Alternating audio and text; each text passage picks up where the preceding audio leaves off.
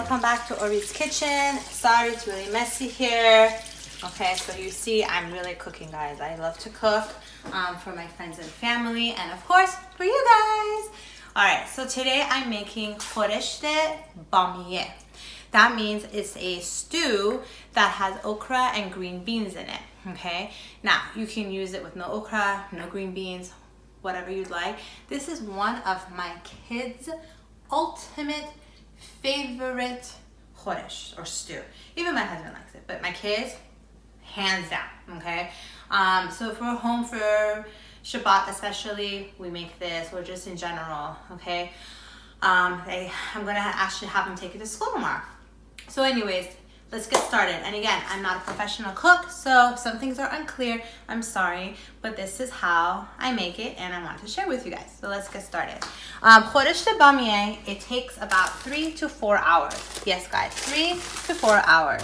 Now, when you make it, you can just leave it on the stovetop and go do your things and come back, or do half of it. For example, last night I made half of it, and then this morning I made the rest of it. Okay, so 2 and 2 hours, you know, because I go to work, I don't have time. Okay, you know, I try to make it in the morning, a little bit of it, and then in the evening a little bit of it, whenever I have time, so that I can have it for my family to eat. So just do what works for you. You don't have to necessarily do everything at the same time. Okay, so and again, you cannot put the khoresht in a slow cooker because the okra and the green beans can get all mushy, and that's a no-no. Okay, so let's get started on how to make it. All right, so as I'm talking, I took pictures like my other episodes, and Gabby is going to be kind enough to edit it for me and put the pictures in there. Okay, so as usual, I put chunks of meat in there, like beef chunk roast, or whatever you guys want, and put that in water and get all the junk and yunk out. Okay, you know how to do that, that's fine. I have an episode just for you guys, I think like episode 3, on how to get all the yucky stuff out of the meat. Okay, so once that's done, which doesn't take too long, you're going to put some fried onions with it. Fried onions and garlic that I make at home. Again, you don't have it, no problem. You can go buy it at a Middle Eastern market, the company called Chop, or any other companies you like, or you can make it yourself. Okay, and you can make a whole batch and just put it in the freezer like I do, so whenever I need it, it's ready to go. Okay, so you're going to cook it with your meat and fried onions up to about 2 hours, because you want your meat to be cooked. Okay, how do you know it's cooked? Take the meat out, slice it up. If it's sliced easily, then it's ready. Okay, if it's not, cook it a little bit longer, no biggie. Okay, then once that's all done, you're going to get 1 to 2 cans of tomato sauce. Okay, so I have a small pot size like this. I'm just making it for my kids. I put about 1 can of tomato sauce. You don't have tomato sauce, that's fine. I actually didn't have it either, so I used tomato paste. I used the Trader Joe's brand right there. I use about half of this, okay, and I just mix it up with the water while it's boiling, and there you go. And also the tomato sauce, if you don't have neither, no big deal. You can also use fresh tomatoes. So you get the tomatoes, like maybe 2 tomatoes, you put it in a blender, make it nice and watery, and dump that in your khoresht, in your stew instead, and that will make it delicious as well. Sure, the flavor will be a little different, but it is really still good, and it's healthier because you're actually using a real tomato instead of the canned version. Then after that, you're going to be, once it's nice and boiling and ready to go, once you put the tomato sauce in it, you're going to be adding your okra. Now I got the small little tiny baby little cutie okras.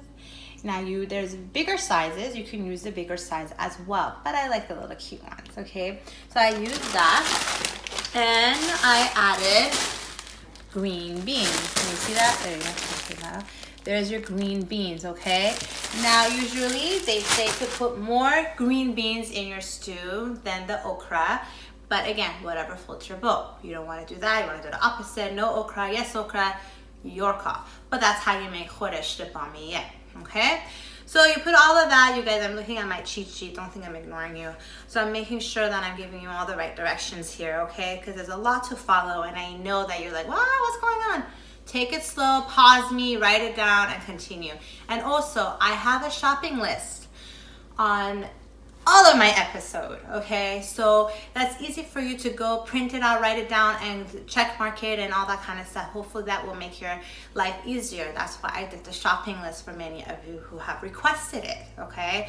So that's that. Then you're going to be adding your chicken consume, okay? This is my go-to. Woo-hoo. So you can add about I have about maybe a tablespoon of this one. Again, be careful how much you put because it can get salty. Then you're gonna add garlic powder, turmeric powder, and give it a nice mix. And don't forget a little bit of a lemon juice. The lemon juice will make it a little bit sour, so make sure how much you put in it. Now, if you wanna put more lemon juice later on, that's fine. But first, put a little bit, then let it cook. Once you put everything, there should be a picture of all of that in there. And once you put all of that, you're gonna let it cook for about another hour or two. You're gonna taste it. And so when I made this, I tasted it and I'm like, oh, I want a little bit more sour. So I added a little bit more lemon juice, a little bit more, not even maybe a teaspoon, okay guys? Because my kids don't really like it that sour, okay? So I added a little bit more lemon juice to it and I let it cook for another 30 minutes and that was it, okay? So when you make it, you have to also watch the consistency, how much liquid is in there. If you think there's a lot of liquid in there, that's not a big deal. Just take the lid off, let the water evaporate for a little longer, check the consistency then and make sure it's okay. But you gotta be careful because you don't want your beans and your okra to get smushy, okay? So that's it. And then once you're ready to go, perfect. And then you're going to also, with khoresht, with stew, we like to pour it over white basmati rice. So I'll show you that. Ignore that, guys, if you heard it. I'll show you the type of rice I use. And it's very easy to make. And I also have an episode on that, on how to make basmati rice even in a rice cooker. So I'll be right back, guys. Hey guys, so I got my rice here, but before we continue, I forgot to say one more step, okay? Now, it's really optional, okay? If you are making it for guests as a presentation and stuff like that, there's a unripe grape or sour grape called Orit, G-O-R-E-H, I guess. And it's funny, I actually went to the supermarket yesterday, Middle Eastern market, and they had a whole bunch of that. So while I'm talking, I'm gonna have Gabby post a picture of how those grapes look like.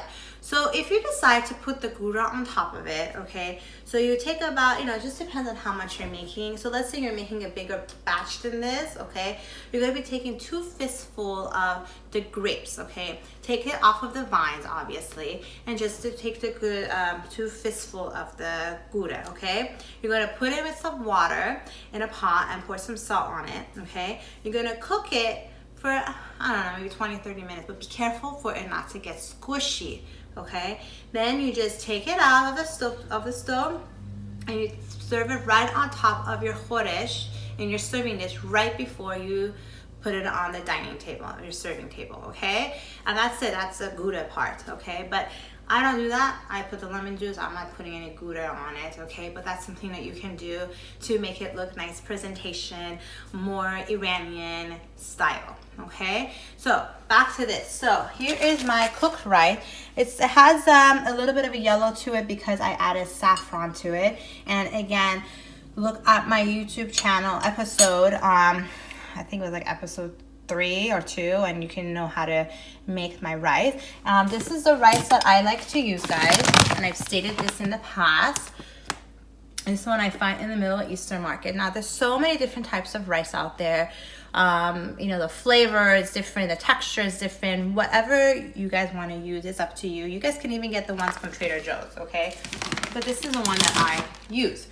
And then, Gabby, come on closer here now. So here, guys, this is the final product, okay? So I'm giving it a nice texture. My kids love the beans and the okra, so I put an extra amount of that. And you see it's not too liquidy. It has a good consistency with the amount of beans and okra that I put in here, okay? And then here is my 1 chunk of meat that I have, a beef shank, okay? And so I'm just gonna pour it in here on my rice. So here it is, you guys. Voila. Okay, you can pour more beans, less beans, more of the liquid instead. Okay, and then you give it a nice mixture, of course, with the meat. Now, with my kids won't just eat the meat if I leave it like that. No. I have to mince it and mix it with the food so that it kind of hides it or flavors and all that, and then they'll eat it. I have to get them to eat protein somehow, guys, right? All your moms there, right? So let's take a bite. Perfect. So I have a little tick of the lemon, well, not too much because we don't like it that sour. I have a little bit hint of the tomato sauce, which is what I want. And then obviously with the beans and the okra, give it a nice little mushy flavor as well. And so that's it, you guys. This is how you make Khoresht Bahmeyeh, okay? I know it might be a lot to take in, you guys, but again, pause me, listen to me again. You make this one time, I promise you will learn how to make it. And then the next time when you make it, you'll say, okay, I remember I did it this way. Am I going to make it this way again? I'm going to do it this way. And then you will learn. You think when I made it the first time, I got it right? No, I did not get it right, okay? I just made it again, and then I finally figured it out how to do it, okay? Even with my upgush, my first episode, I could not figure it out. I made it once, twice, I think. And then finally I figured out the way that my family likes it, okay? So again, even with my gondi, I couldn't figure that out. I figured it, I played with it. That's how you gotta do it. And I'm hoping that one day in my episodes, I actually will show you how to make gondi instead of buying the frozen version as well. So that for the people out there who wanna make it nice and fresh. So anyways, guys, thank you so much for watching Orit's Kitchen. Have a wonderful, wonderful day. Please look at my episodes, tell your friends and family, subscribe. Look at Gabby Shirazi's YouTube channel and subscribe to her channel, and tell your nieces and nephews and kids they might be interested in her channel. Thank you so much again, and have a wonderful day. Bye.